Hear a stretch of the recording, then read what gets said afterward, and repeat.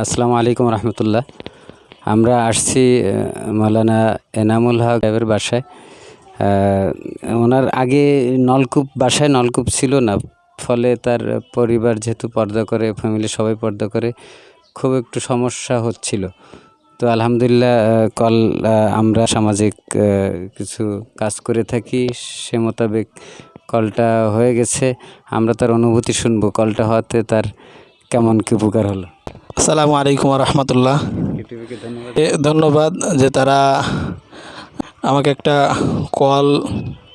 নলকূপ বসিয়ে দিয়েছে। আলহামদুলিল্লাহ, এতে আমার পারিবারিকভাবে আমি খুব উপকৃত হচ্ছি। আলহামদুলিল্লাহ, খুব সুন্দর হয়েছে পানীয়। আপনাদেরও এরকম যদি নামাজি দিনদার লোক থাকে, আপনারা ইনশাল্লাহ অসুবিধা থাকে আপনারা ইনশাল্লাহ জানাবেন, মাধ্যমে পর্যায়ক্রমে ইনশাল্লাহ সমস্যার সমাধান করার জন্য। আসসালামু আলাইকুম রহমতুল্লাহ। আলহামদুলিল্লাহ, আমরা সামাজিক ছোটোখাটো আমরা কাজ করে থাকি, বড় তো কোনো কাজ আমরা শুরু করেছিলাম নিজস্ব অর্থায়নে ছোট ছোট কিছু কাজ, মানুষকে অর্থ সহায়তা, চাউল ডাউল ইত্যাদি দিয়ে।